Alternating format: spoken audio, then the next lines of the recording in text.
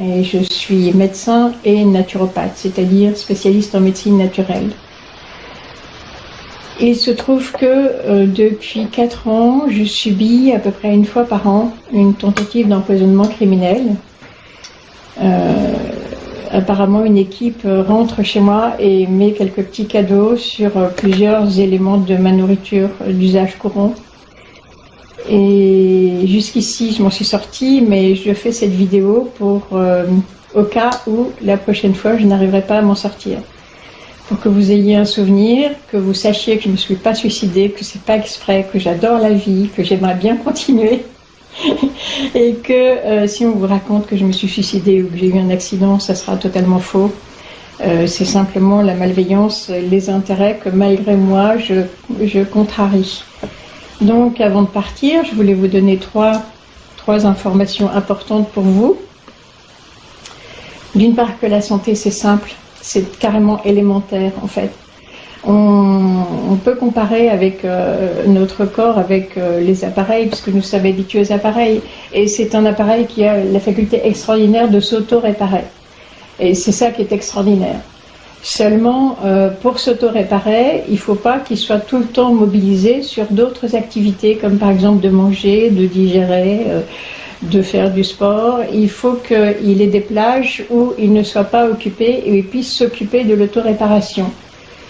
Donc, en résumé, si vous voulez être en bonne santé, pensez à jeûner de temps en temps. Imaginez que vous ayez une voiture, si vous changez jamais l'huile, si vous faites jamais de, comment ça s'appelle, vidange, voilà.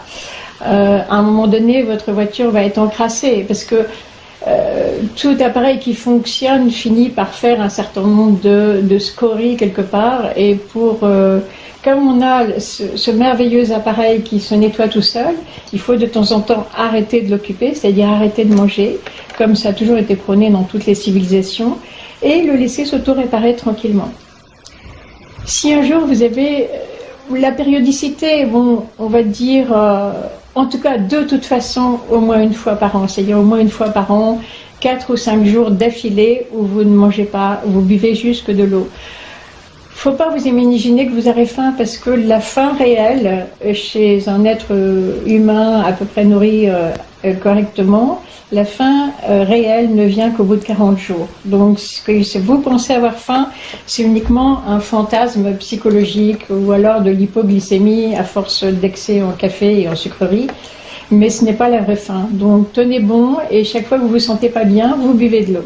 Et bizarrement, ben justement, bizarrement ça passe, puisque justement ce n'est pas de la vraie faim, c'est juste un fantasme, une dysrégulation. Donc jeûnez, absolument jeûnez. S'il n'y a qu'un seul conseil pour votre santé, pour entretenir votre appareil, c'est jeûner. Si maintenant vous ne m'entendez que alors que vous êtes extrêmement malade, il y a encore un dernier recours. Dans certaines maladies, le cancer, pour ne pas le nommer, lorsque le cancer est déclaré, il est un petit peu tard pour jeûner. C'est-à-dire que la machine s'est emballée en quelque sorte. Mais dans ce cas-là, vous avez encore un recours. Vous pouvez utiliser une petite merveille que vos parents ne vous ont pas enseignée, qui est tout simplement la production de votre propre urine. Pourquoi? Parce que dans l'urine, il y a des tas d'hormones, il y a des tas de médicaments, et il y a en particulier plusieurs anticancéreux très efficaces, si efficaces qu'il y a eu un prix Nobel de médecine et de physiologie, qui est aussi le découvreur de la vitamine C, qui s'appelait, je pense, Sven Zgorki, mais je prononce sûrement extrêmement mal, qui avait découvert ces composants et qui les trouvait tellement efficaces qu'il le faisait mettre dans des ampoules pour faire des injections à ses patients. Donc, où que vous soyez sur la planète, si un jour vous allez très très mal, vous n'hésitez pas, vous vous mettez en jeûne, vous buvez toute votre urine, mais il faut la boire immédiatement quand vous la produisez. Pour vous rassurer, je peux vous dire que d'une part, il y a zéro toxicité, puisque bizarrement, vous l'avez déjà fait. Vous avez déjà fait du jeûne à l'urine. Alors quand vous étiez dans le ventre de votre mère, pendant des semaines, vous avez ingéré votre propre urine, et en plus, vous en avez même baigné les poumons, puisque vous savez que les poumons sont ouverts sur la cavité, donc la cavité utérine, donc vous avez baigné vos poumons, qui est un tissu extrêmement fragile, avec ce produit. Donc ce produit n'a aucune toxicité. Il est au contraire excellent, c'est un cicatrisant absolument miraculeux. C'est pour ça que même quand on intervient sur le fœtus dans le ventre, en piquant le fœtus pour avoir des extraits de tissu, pour faire des examens, eh bien à la naissance il n'y aura pas de cicatrice parce que l'urine va permettre de réparer les tissus merveilleusement.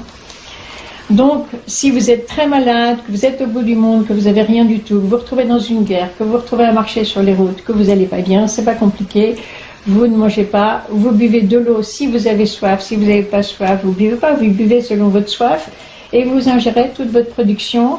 Dès que vous faites pipi, vous réingérez, jour et nuit. Jusqu'ici, pour les personnes que j'ai pu aider qui avaient des situations de cancer, l'efficacité a été assez fabuleuse. Et c'est pour ça, je pense qu'on essaie de m'assassiner. Donc, premier cadeau ça. Deuxième cadeau, j'ai donc fait les études de médecine classique, les 9 ans ordinaires, j'ai validé tous mes examens, et donc j'ai passé beaucoup de temps dans les hôpitaux. Et un jour, en fait, j'étais dans un hôpital avec beaucoup de personnes âgées et on m'a demandé d'intervenir sur un monsieur qui avait 100 ans et qui était en train de faire un infarctus. Il se trouve que j'étais interne en médecine, j'ai envoyé les infirmières chercher les produits de soins dont il avait besoin, mais elles ont tardé, je ne sais pas pourquoi elles ont tardé, elles ne sont pas revenues avec les produits. J'avais quand même pu faire de l'aspirine en intraveineux à ce monsieur. Et puisque aucun secours ne venait, j'ai pris une initiative et finalement ça a donné apparemment un traitement des crises aiguës d'infarctus qui est non seulement extrêmement efficace, mais qui en plus du coup permettait de ne pas avoir de séquelles sur le muscle cardiaque quand on faisait l'électrocardiogramme après. Donc il s'agissait de ceci. Premièrement, prendre tout de suite une grosse dose d'aspirine et deuxièmement, après cette dose d'aspirine, faire des shoots de sucre. En l'occurrence, le monsieur avait une perfusion de glucosé, de sucre.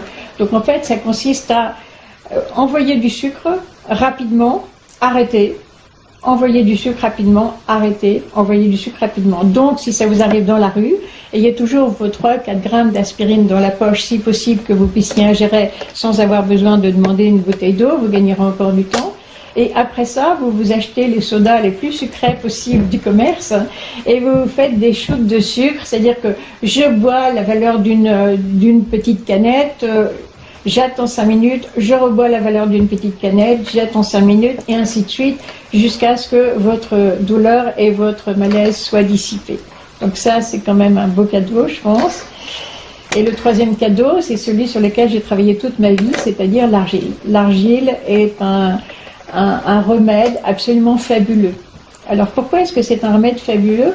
C'est parce qu'il semblerait que quelque part ça reprogramme notre corps. C'est-à-dire que c'est pas un hasard si dans quelques religions, dont le catholicisme, donc les religions chrétiennes et les religions musulmanes, on dit que l'homme a été fait d'argile. C'est une allégorie. Pendant un temps, on a cru il est possible d'ailleurs que l'argile était indispensable à la naissance de la vie, parce qu'elle protégeait des ultraviolets, etc., etc.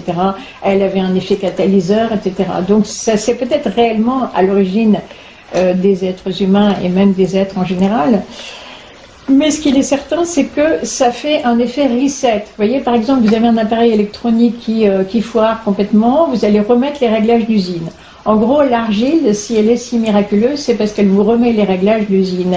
Je vous prendrai seulement un exemple. Il y a un médecin qui s'appelait le docteur Valnet, qui a travaillé sur l'argile, et il a fait un dictionnaire dans lequel il disait, bon, par exemple, angine, utiliser l'argile de telle manière, gastro, utiliser l'argile de telle manière.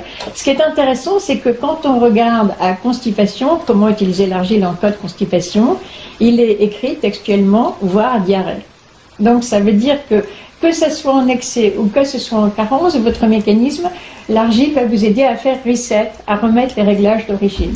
C'est l'explication réelle de son efficacité.